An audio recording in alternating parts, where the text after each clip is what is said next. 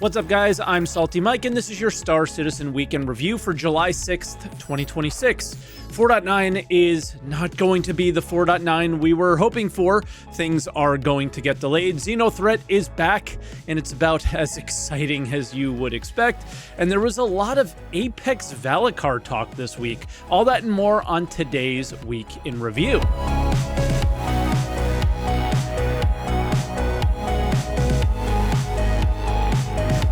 And as always, if this is your first week in review, this is where I take all of the official Star Citizen news each week, put it into one video, and share some of my opinions about it. I also live stream on Twitch, twitch.tv/SaltEMike. Stop by and say hi. I've been playing Valheim for the first time in a while, or like really ever, and I'm enjoying it.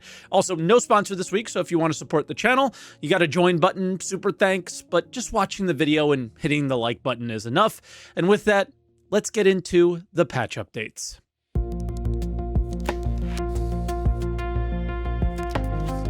All right, nothing on Monday, so we start out on Tuesday with a Wave 1 4.9 PTU. And the first thing is quantum fuel changes. These existed last week, but I largely ignored them as they seem so silly where they actually lowered the quantum fuel tanks, but it felt like something was missing because that's all they did. And the missing thing was that fuel consumption was meant to go way down along with those smaller tanks, but there's more of this later in the week, so I'll hold off on any further discussion about it.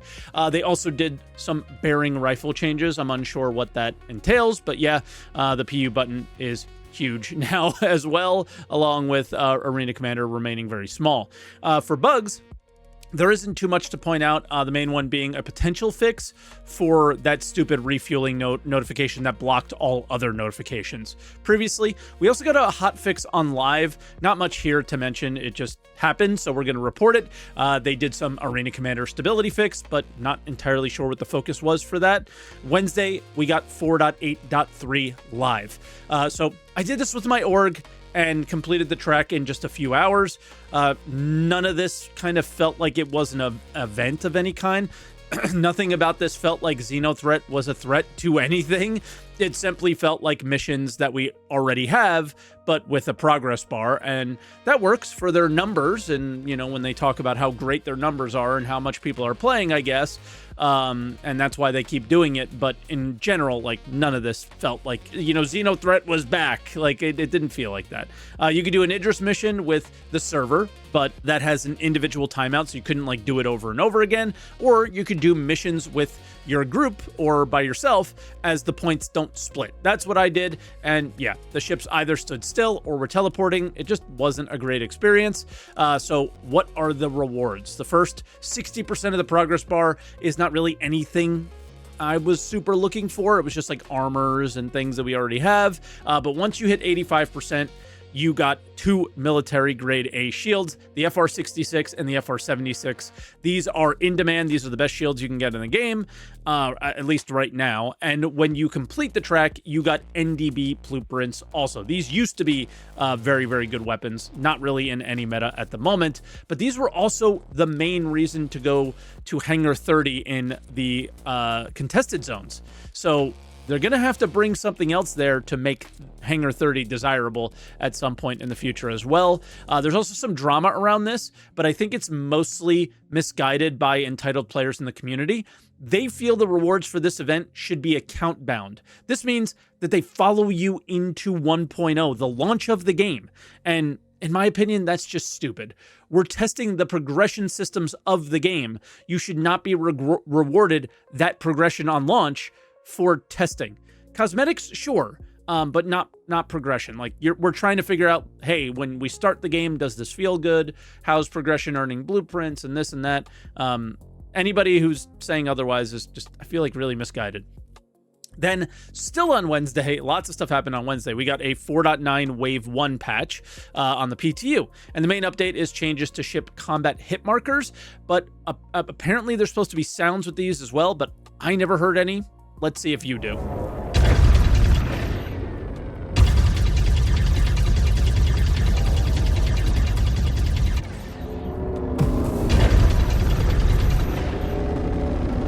So Yeah, I heard no sounds for the hit markers, but the sounds for the guns definitely changed, which is cool. Just waiting on the hit marker sounds, I guess, for a later patch. There was a really awesome Reddit post that explained all the hit markers, so that's helpful, but I don't know. Maybe it's a bit much. Let me know what you think. The notes talk about scans showing ownership as well. Not sure why we're meant to care much about this because I thought it already did. Maybe something for salvage cleanup, but I didn't test that. So let me know in the comments below what you think that meant. And then some freight elevator messaging change. This doesn't mean much, the individual change, but it does mean that they're focused on elevators finally. We'll talk more about that in a little bit. But I think this is just the beginning rather than, one fix that is going to solve everything or something. For bugs, a big change with jump points. They may have fixed, when you try to jump to another system and you end up in the same system that you were jumping from. Hopefully that one will work. You'll never know on the PTU. You'll only know when it goes to live if you never experience it again, right? So hopefully they nailed that one down. Thursday, we got another 4.9 PTU and it went open. To start, they reverted the QT changes that we talked about on Tuesday because the community rightfully pointed out the lack of hydrogen fuel changes because they both went hand in hand and too much hydrogen fuel or the tanks were too big or something related to that. So they reverted all the changes and are going to wait to bring them in properly, which goes in line with more stuff that we'll talk about when we get to roadmap updates. They changed the distribution of basic ore and Nyx as well. Iron is in the Keeger belt and aluminum is in the Glacium ring. Let me know if I mixed those up, but I'm pretty sure I got that right. This is to fall in line with the Recco Battaglia missions that are coming up. We'll talk about those in a little bit. The bullpup rifle, the CQ7 is now in that they've been talking about for a while. And with the proper stats that they intend for it, and they put it in single weapon elimination in Arena Commander. It's got a learnable recoil pattern. That's the first time I've heard them say that about a gun. So that's interesting. And lastly, nothing major of note in bug fixes except for something around dismantling, maybe. So those were our patches this week. Quite active, but again, 4.9 is missing its major thing. So let's get to roadmap updates where we hear the news about that.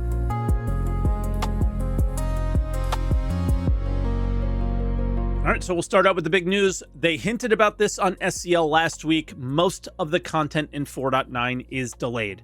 More on exactly what moves into 4.10 in a moment, but this first image is mainly explaining what we heard on SCL. They have a renewed focus on quality of life again, and the player experience team is in the driver's seat more than ever before. They also shared a list of issues that they're trying to tackle. The next section is a lot of words that mostly tell us that they want to approach freight elevators in a similar way to how they approached transit, which transit was a full rework to transport that they changed the name of, and it's been going on for over a year, I believe.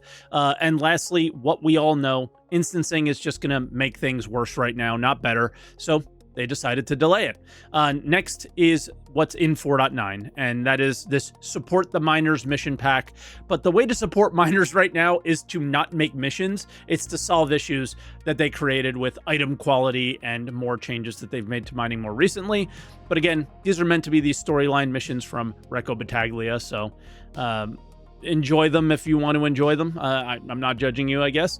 The next 4, not 5, I accidentally put the hit marker images in twice here, are some smaller items to fill the roadmap out a bit. Nothing here really super impactful outside of the hit markers, maybe, but even then.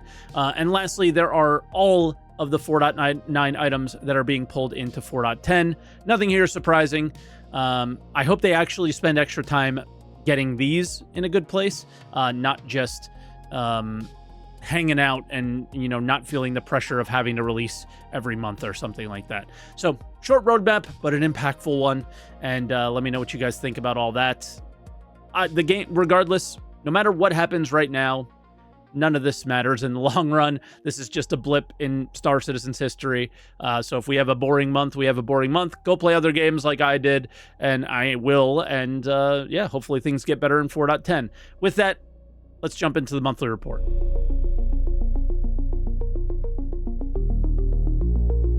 All All right, and of course, we start out with some AI features, and there was a talk about super heavy AI to start, but we won't be seeing those until 4.10. So the big update here is about the Apex Valacar. It now has laser effects or a weapon of some kind with a laser and EMP attacks. I don't know how I feel about this. This is nothing like what we saw at CitizenCon a couple of years ago, where it like spit rocks. It was all physical, right? It was not these, everything is a laser in Star Citizen, right? But they've been testing it, and they talked about how it wasn't fun, and it needed to be better. So they've decided to potentially make a change to make this more fun and more engaging for people who are on foot or in ships. There'll be a little bit more on that in just a moment. But in the end, only time will tell if this is fun when it gets in our hands, right? Animation is next. Again, more Apex Valacar talk. So they are really deep in production on this, perhaps. Also, more creatures are coming for ship art. The UK team, they start out with ships that we already have. Alien ships that they've already done. But then we hear about a Grays market ship that's incoming. More on that in just a moment. Also, work on the Liberator and the RSI Galaxy, which again is going to be IAE's flagship. More for the UK, they mention a bunch of unannounced ships, with one being a Xi'an Generalist ship. The only Generalist ship we have is I forget the name of it right now because it's escaping me, but it has a medical bed and a crafting table. So yeah, kind of cool. Leave a comment of the ship down below just to make fun of me for having a brain fart. And lastly, the NA team is still on the Kraken, which again is a 2027 ship, so nothing really to get excited about here. You can even see in the image how far out it probably is. Core gameplay is next, and the first part discusses a lot of their shift with the delays to more quality of life. Mention most of the items in this post are going to be delayed to 4.10 anyway. So link is in the description for all of our sources today. So if you want to read more up on the monthly report, it's down there. Then it seems like major Starchitect work is happening. Harvestables are context aware, loot as well, and crafting is being set up to work with it. So more details on what context aware might mean is Ian posted somewhere in a Discord. I was sent this post that they might use to determine what sort of buildings would be in a certain biome and why. Then transport is getting a fairly important update to all ship elevators, as they're kind of really annoying to deal with. If anybody's used shipped elevators, bigger ships, it's not great. So moving to transport and making more sense and being more elevator-like will be a good thing. Social tools are last, and they mention chat potentially being finished, and they did mention orgs. So this might mean that there is an org chat, which means that the game might recognize that you are in an org potentially. It's never done that before. So that is really meaningful and really impactful, because the next steps to that are org tags that people can see what org you're in externally, things like that, right? So that's kind of a big step. You may just think it's a chat, but if the game knows what org you're in, that's meaningful. Next is creature content, more Apex Valacar mentions, and what their focus is. Again, ship combat against it. So I assume this is why they placed a laser and an EMP on it that we mentioned earlier. Also, that new creatures now that they're working on sounds like it's going to be a whole family, similar to the Valacar. Online tech, there's some talk about meshing stuff, but the thing that stuck out to me is a focus on whatever their new version of refining is. They've talked about it for months, but it seems like it's still just in discussions. So that was the monthly report. Again, kind of a slow month, especially because everything that they were working on just got delayed. And with that, let's move on to an extremely short other updates.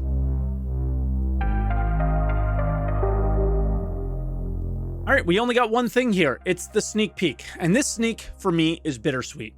I think the last sale for the Shiv body kits was the most massive W for CIG and the marketing team that I've ever seen. I hope they sold well.